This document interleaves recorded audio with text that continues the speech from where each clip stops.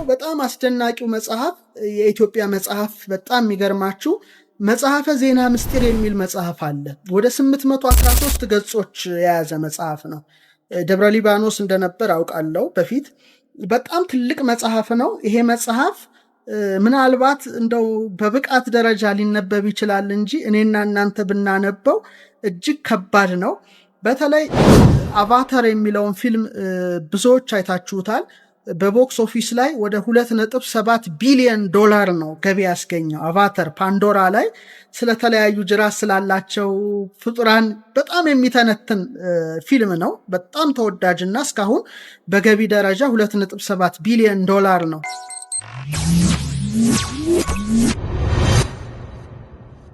እኛ ስላንቀላፋን እንጂ እንደነዚህ ያሉ ታሪኮች በጣም በብዛት አሉ። እና ያን መጽሐፍ ሙሉን አንብቤዋለሁ። 813 ነው፣ ግን ሊበልጥ ይችላል ብዬ አስባለሁ። ትንሽ እኛ ከምናውቀው ዓለም በበለጠ መልኩ ያሉትን ነገሮች ነው በስፋት የሚዘረዝረው። ለምሳሌ በዕንቁ የታነጸች ፀሐይ የሌለባት ፕላኔትን ይጠቅሳል። የት ነው ያለችው? ልናውቅ አንችልም። እንግዲህ ሙሉ በሙሉ መጽሐፉ ግዕዝ ነው። አንድሮሜዳ ላይ ግዕዙንም አማርኛውንም ተርጉሜ ያስቀምጫለሁ። ምክንያቱም ትንሽ ለሊቃውንቱ ግዕዝ ስለሚያስፈልግ ለሌላው ደግሞ አማርኛ መስማት ስላለበት ብዬ ነው። እና ምን ይላል? ግዕዙን እዛው አንድሮሜዳ ላይ ታነቡታላችሁ፣ ብራናው ስላለ። እነዚህ ዓለም ሲሄድ አንዱ በቃ አሁን ለምሳሌ ብሔረ ብፁዓን የሚባል ዓለም አለ። 1000 ዓመት የሚኖርበት ዓለም ነው። ብሔረ ሕያዋን የሚባል አለ። እነ ኤልያስ እነ ዕዝራ እነ ሄኖክ የተሰወሩበት ያለ ነው። በርካታ ዓለም አለ።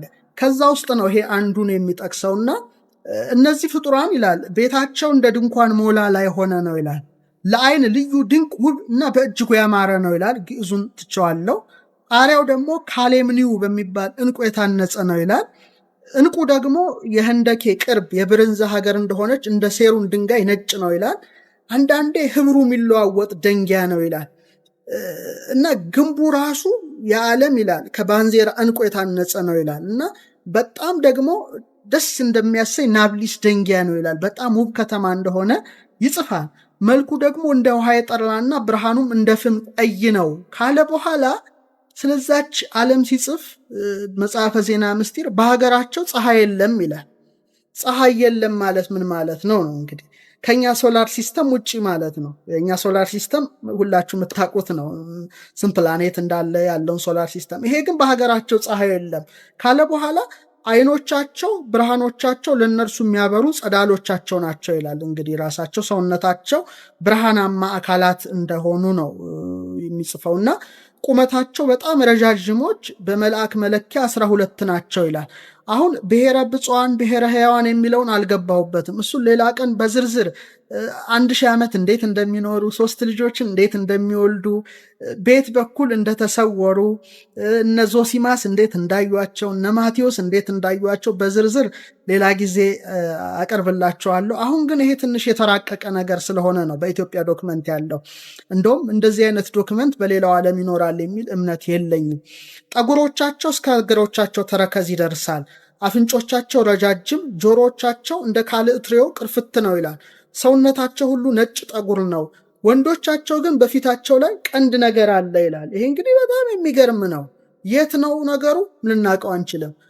አይኖቻቸው በሰው ክንድ 3 ክንድ ነው ይላል። ሴቶቻቸው ግን ከራስ ፀጉር በቀር ፀጉርም ቀንድም የላቸውም ይላል። ልብሶቻቸው ጠጉራቸው ብቻ ነው ይላል። የሚገርመው ሴቶቹ ይላል እንደ ፌትኳ አምሳል የተልባ እግር የጥጥ ፈትል ይፈትላሉ ይሸምናሉ ይላል። እና ግሩማን ናቸው ይላል። እየታወቅ ስኖሙ ደምግባታቸው መልካቸው አይታወቅም ይላል። ይሄ እንግዲህ የግዕዙ ዶክመንት ነው። አይ ቲንክ እነዚህ መጻሕፍቶቻችን በብዙ ሀገሮች ስለሄዱ ዛሬ የሃሊውድን ፊልም ማድመቂያ ሆነው ብዙ ዶላር ይታፈስባቸዋል። ግን በመጽሐፈ ዜና ምስጢር ላይ ተጽፎ የምናነበው ነው።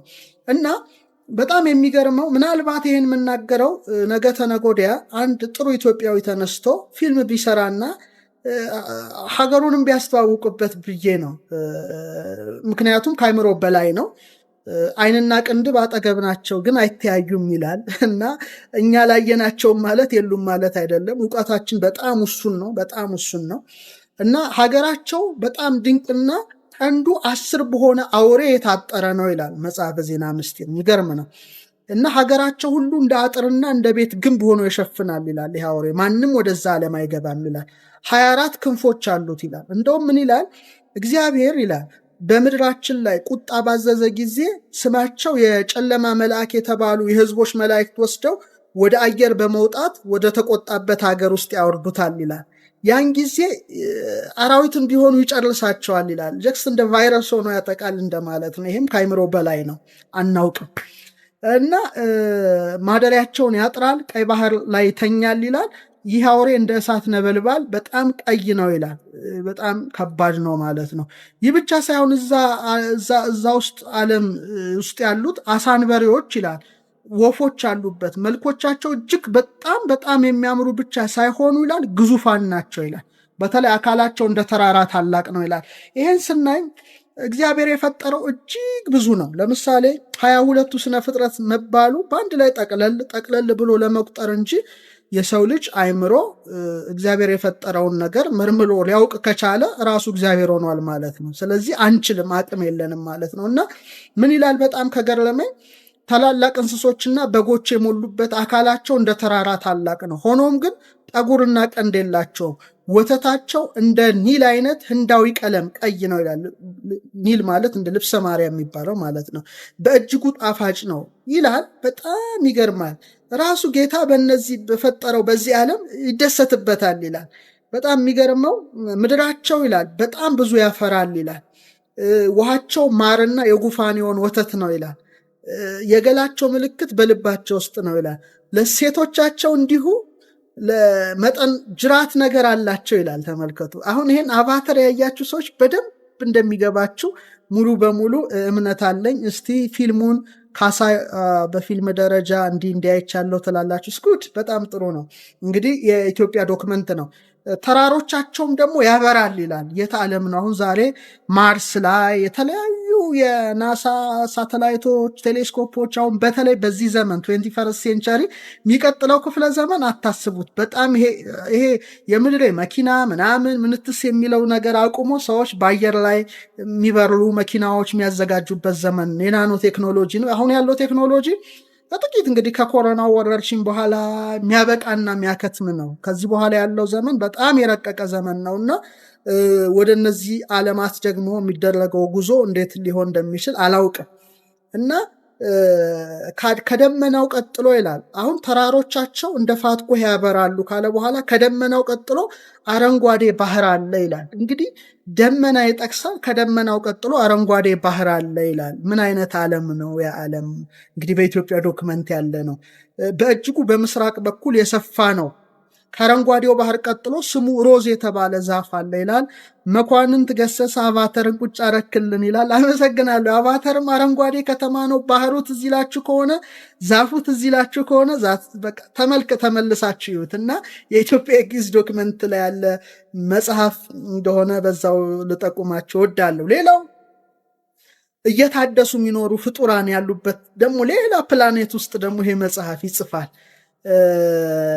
ወሶቤ ቤሎሙ ዘንተ ሀረዩ ሎቱ አሰርተ ዶማይ ምራነ ይላል። 10 አዋቂዎችን መረጡለት ለዚህ ቅዱስ። ከዛ በጣም የምታመር ምድር ናት። ያቺ ደግሞ የአተሩ ቁመት ይላል 40 ክንድ ነው ይላል። ፍሬው ደግሞ ወደ ታች እንደሚል እነዚህ ያህላል ይላል። ዛፎቻቸው ቁመታቸው 5 እልፍ ወይም 5 እልፍ ማለት 50 ሺህ ክንድ ያህላል።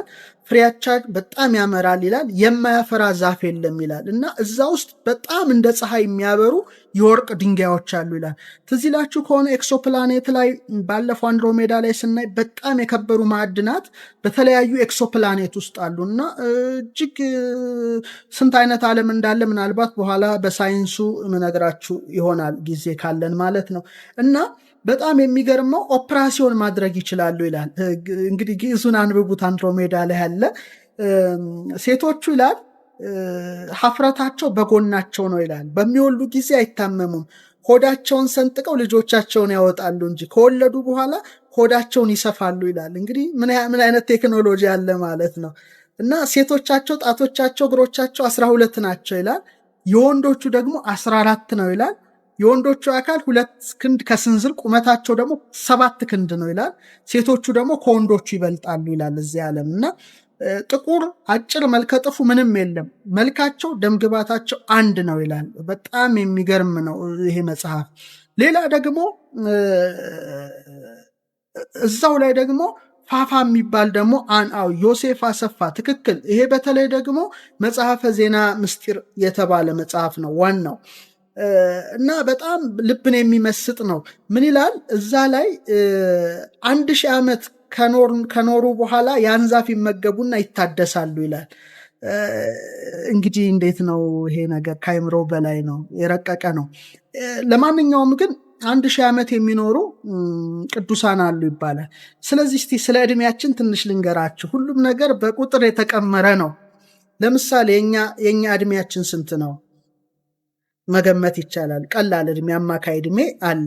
ለምንድን ነው ዕድሜያችን እንደዚህ ሆነው ሲባል አንድ ምስጢር አለ። ለምሳሌ አዳም ይላሉ ሊቃውንቱ 1000 ዓመት ምንም የእግዚአብሔርን ሕግ ሳያፈርስ ቢኖር ኖሮ የሕይወት ዛፍ የምትባላለች ያችን ተመግቦ ታድሶ ኢየሩሳሌም ሰማያዊት ይገባ ነበረ። በደንብ አድርጋችሁ አስቡት። 1000 ዓመት ትእዛዙን ሳያፈርስ ቢቆይ ኖሮ ይላሉ የኢትዮጵያ ሊቃውንት የሕይወት ዛፍን ተመግበው ኢየሩሳሌም ይገባ ነበር። ግን አዳም 7 ዓመት ብቻ ከገነት ቆይቶ በ7 ዓመቱ ያው ዕፀ በለስን በልቶ ምድር ላይ ወደቀ። ሲወድቅ ግን ስንት ዓመት ተሰጠው ነው ምድር ላይ? እስቲ ንገሩኝ። አዳም ስንት ዓመት ኖረ ምድር ላይ? ዓመቱ 10 አይደለም 930። ሂሩት ለገሰ በጣም እናመሰግናለን። 930 ዓመት ኑሯል አዳም ማለት ነው። ስለዚህ አዳም 930 ዓመት ከኖረ 1000 ዓመት ሊሞላው ስንት ዓመት ቀረው ማለት ነው? እስቲ ንገሩኝ። 80 ዓመት አይደለም ነው እንዴ? 930 ዓመት ኖረ አዳም። 1000 ዓመት ሊሞላው ስንት ዓመት ቀረው? 70 ዓመት ቀረው። በደንብ አድርጋችሁ አስተውሉ። በደንብ አድርጋችሁ አስተውሉ። 2 ነገር ነው አሁን እዚህ ላይ የምነግራችሁ። አንደኛ እችን ዛፍ ብትበላ ትሞታለህ ተብሏል።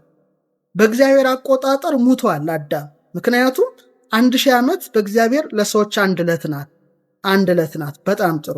ስለዚህ 1 ቀን ሊሞላው 70 ዓመት ሲቀረው ነው አዳም የሞተው ማለት ነው። ስለዚህ 1000 ዓመት ብሔረ ብፁዓን ውስጥ ላሉት ለነዚህ ተሰጠና ቀሪዋ 70 ዓመት ግን ለእኛ ተሰጥታለች ማለት ነው በምድር ላይ አሁን እዚህ ፕላኔት ላይ ለምንኖር ሰዎች። ምክንያቱም ዳዊት ዕድሜያችን 70 ነው አለ። ከፍ ካለ ጉርሻ ከተሰጠው 80 ነው አለ። ለምንድን ነው 70 የሆነበት ምክንያት? አዳም 1000 ዓመት ሊሞላው 70 ዓመት ስለቀረው ነው። 70 ዓመት 930 ዓመት ላይ ስለሞተ ነው እንግዲህ የተሰጠውና አሁን ያንን እናቆየውና እዚህ ዓለም ውስጥ ያሉት ደግሞ 1000 ዓመት ቆይተው ያን ፍሬ ተመግበው ይታደሳሉ ይላል። የወንዶቹ ጠጉር እንደ ቀይ ሐር የቀላ ነው ይላል። የሴቶቹ ጠጉር ደግሞ እንደ ቁራ የጠቆረና እንደተፈተለ ሐር ነው ይላል። ሴቶቻቸው እንደ ካባ ወይም ሞጣይት ልብሶችን ይለብሳሉ። ነጭ ልብስን ተጎናጽፈው ይዋባሉ፣ ያምራሉ። ህብራቸው እንደ ፀሐይ ነው የሚል ይጽፋል ይሄ መጽሐፍ። በጣም የሚገርም ነው። በጣም የሚገርም ነው። ሌላ ደግሞ በጣም ዘንፋን የሚባል የማር ወንዝ እንዳለ ይጽፋል እዛ ውስጥ። ባራንፋን የሚባሉ የተለያዩ በጣም ግዙፍ የሆኑ ንቦች እንዳሉ ይጽፋል። እንደ ፀሐይ የሚያበሩ ቤቶች እንዳየ ይጽፋል። ሌላው ልነግራችሁ የምችለው እዚሁ መጽሐፍ ላይ በጣም የሚገርመኝና ካነበብኩት መካከል ከፀሐይ ፊት ለፊት ስላለችው የተለዩ ፍጡራን ስለሚኖሩባት ዓለም ነው መጽሐፈ ዜና ምስጢር ወይም ነገረ ዮሐንስ መጥምቅን በብዛት የሚያስረዳ መጽሐፍ የሚጽፈው። እንግዲህ ግዕዙ እንዳለ አንድሮሜዳ መጽሐፍ ላይ ስላለ አንብቡት። አማርኛውን ግን እየተነተንኩ ለማስረዳት እሞክራለሁ። እና እቺ ከፀሐይ ፊት ለፊት ያለች ዓለም ናት ይላል። ለአይነ ፀሐይ ይላል ፊት ለፊት ትይዩ ናት። የት ላይ ናት? ምርምሮ የእናንተ ስራ ሊሆን ይችላል። እና ሀገሯ በጣም የጠራሽ ናት ይላል። ለማየትም ያማረሽ ናት ይላል። ደንጊያዎቿም ነጫጮች ናቸው ይላል።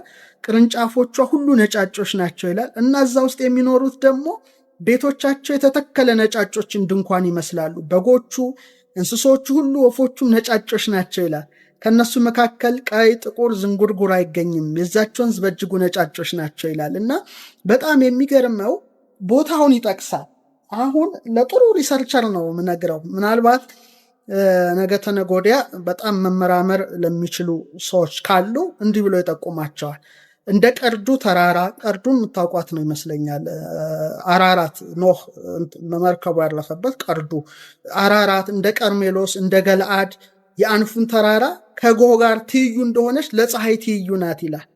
ለፀሐይ ትይዩ ናት ይላል።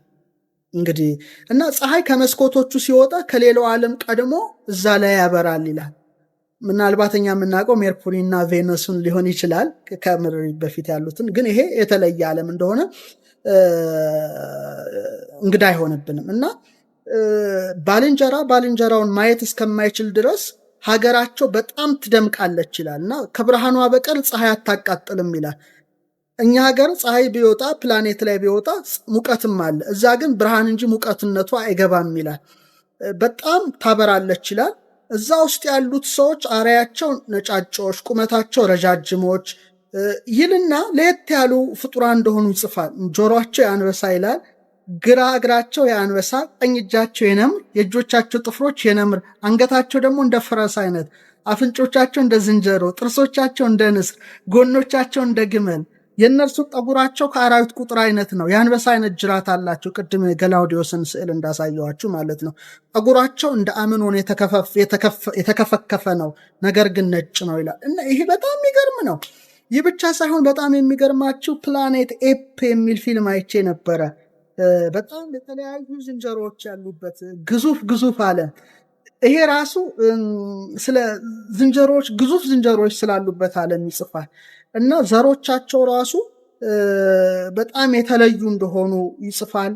በጣም ብዙ ነው። አቫተር ላይ በተለይ ደግሞ እንዳሉት አይነት ፍጡራን የሚኖሩበት ዓለም። ይሄንን ላንብብላችሁ ከቀጥታና ጨርሰዋለሁ። ይሄ አቫተር ላያችሁ ብቻ የኖ መርከብ ያረፈችው አራራት ጎንደር ነው ይላል። በጣም ጥሩ ነው። አራራት ሁለት ቦታ አለ። አንደኛው አርሜኒያ ላይ የኖ መርከብ አረፈ ይባላል። ሁለተኛው አራራት ደግሞ ጎንደር ያለ ነው። ምርምሩ በጣም መስፋት አለበት። እጅግ ደስ ይላል። እንግዲህ ጥሩ አርኪኦሎጂስት እስክናገኝ ድረስ እዛ ላይ መቀመጥ ይቻላል። ቁጭ እንዳለ ይኖር እና ባሌሞን ይላቸዋል። 7 ክንድ ከስንዝር ነው። በአንገታቸው ላይ ክንፍ አለ ይላል። ልክ አቫተር ላይ ተመሳሳይ ነው ፊልም ፕሮዲውሰሩ ያደረገው። 2 ክንፍ በእግሮቻቸው ውስጥ አለ። ጆሮቻቸውም እንደ ዝሆንና እንደ ውሻ የሆነ ነው ይላል። በትክክል አቫተር ላይ ያ ነው። እጆቻቸው በመለኪያ 7 ነው። ጥርሶቻቸው የጅብ ይመስላል ይላል። በትክክል የፊታቸው መልክ ቀይ ነው። ጠጉራቸው እንደ ቁራ ጥቁርና የተከፈከፈ ነው ይላል። አቫተር ላይም ተመሳሳይ ነው። የግዕዙን ዶክመንት ተመሳሳይ ነው። ሴቶቹ ከወንዶቹ ይበልጣሉ ይላል። አቫተር ላይም በጣም ሀያላን ናቸው ሴቶቹ። ቁመታቸው 9 ክንድ ነው ይላል። ተመሳሳይ ይመስለኛል። ለሴቶች ክንፎች በእግሮቻቸው ውስጥ የላቸውም። የፊታቸው መሸፈኛ በትከሾቻቸው ላይ ክንፍ አላቸው እንጂ ይላል የግዕዙ ዶክመንት። አቫተር ላይም ተመሳሳይ ነገር አለ። ምክንያቱም በአንገቶቻቸው ክንፎች ፊታቸውን ይሸፍናሉ። በጠላቶቻቸው ላይ ታላቅ ኃይል አላቸው። በጦር ነድፈው ሰውንም እንስሳትን የሚቃወማቸውን ሁሉ ይበላሉ ይላል። እዛም ላይ ቀስት ሲወረውሩ ይታያል። እና በጣም የሚገርም ነገር ነው። ወደ 2.5 ቢሊዮን ዶላር ያሳፈሰ ፊልም ነው። በጣም አስፈሪዎች ንስሮች ያሉበት ዓለም አለ። እጅግ የሚገራርም ነው። ብቻ አይዶን ነው፣ ሰፊ ነገር ነው። እንግዲህ ዜና ምስጢር ላይ የተጻፈው ግን ለቅመን አንድሮሜዳ ላይ ጽፈነዋል። በጣም አንብቡት መጽሐፉን። በተለይ ባህር ማዶ ያላችሁ መጽሐፉ የሌላችሁ በዚህ ሳምንት አማዞን ላይ ወይም ኪንድል ላይ እናስቀምጣለን። በዚህ ሳምንት ታገኙታላችሁ። እንግዲህ አሁን የኢትዮጵያ ዶክመንት ብቻ ሳይሆን 5 ደቂቃ ከሰጣችሁኝ አንድ ነገር እጨምራለሁ። በ20ኛ እና በ21ኛው መቶ ክፍለ ዘመን እንደው ሳይንስ እየጠየቃችሁኝ እንደሆነ አሁን አያለው። በጣም ለምሳሌ በአሜሪካ 54% አሜሪካውያን፣ 52% እንግሊዛውያን፣ 56% ጀርመናውያን እነዚህ ነገሮች አሉ እንዳሉ ያምናሉ። በጣም የሚገርም ነው። እንግዲህ መታየታቸው አለመታየታቸው፣ መኖራቸው አለመኖራቸው ጋር ተያይዞ የሚጠየቁ ጥያቄዎች አሉ። እንግዲህ አይተናቸው አናቅም ማለት የሉም ማለት አይደለም። ይሄ ደግሞ በጣም ማወቅ ያለብን ነው። ሌላ ደግሞ መረጃ የለንም ማለት ደግሞ አለመኖራቸውን ሊነግረን አይችልም። አየን የሚሉት ደግሞ ያዩት ነገር የግድ ያም ላይሆን ይችላል። ስለዚህ ይህንንም በደንብ መታሰብ አለበት ብዬ አስባለሁ። ግን በተለይ ከትላንት ባለፈው ሳምንት የአሜሪካ መንግስት በይፋ በደህንነት መስሪያ ቤቱ በኩል መራሄ መንግስቱን ዶናልድን ጨምሮ እንግዲህ የሆኑ ዲስኮች እያየን ነው፣ ስለዚህ ለአሜሪካ ህዝብ ደህንነት ሲባል መታወቅ አለበት ብለው ለመጀመሪያ ጊዜ ይፋ አድርገዋል። በ1947 ነው እንደምታውቁት የሮስዌል ከተማ አቅራቢያ ተከስክሶ አንድ ዲስክ ተገኘ ተባለ። ብዙ ተወራ፣ ነገር ግን ምስጢራዊ ሆኖ እንዲቀመጥ ተደረገ። ለምሳሌ ከሰኔ 15 1947 እስከ ሐምሌ 15 1947 852 ጊዜ መከሰታቸው የተዘገበ ሲሆን ወደ 1500 ክስተቶች ያኔ ተዘግበው ነበረ በዛ ዘመን። ሐምሌ 19 እና 1952 ደግሞ 8 የሚደርሱ በራሪ አካላት በዋይት ሃውስ ቤተመንግስት መብረራቸው ተዘገበ። ወዲያው ዶክመንቱ ጸጥ አለ። ነገር ግን አሁን የአሜሪካ መንግስት በጣም ከ1950ዎቹ ጀምሮ የተለያየ ፕሮጀክት ከፍቶ ያስጠናል። ለምሳሌ እንደ ሳይን፣ እንደ ሳውሰር፣ እንደ ግሩጅ፣ እንደ ብሉ ቡክ፣ እንደ ኮንዶን የሚያሳሰሩ ፕሮጀክቶች እነዚህን የሚያጠኑ ፕሮጀክቶች ናቸው። ምናልባት ለብሔራዊ ደህንነት አስጊ ናቸው ከተባለ ይሰወራል። ምክንያቱም ህዝቡ በጣም በቀላሉ የሚረበሽና የሚደነግጥ ስለሆነ ያለማችን